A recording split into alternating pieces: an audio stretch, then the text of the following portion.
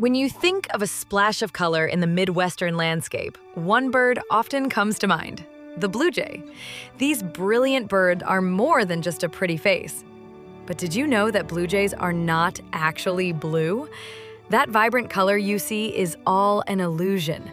Their feathers don't have blue pigment. Instead, the special structure of their feathers scatters light, making them appear blue to our eyes. Either way, these clever, colorful birds are a beautiful part of our Midwestern environment.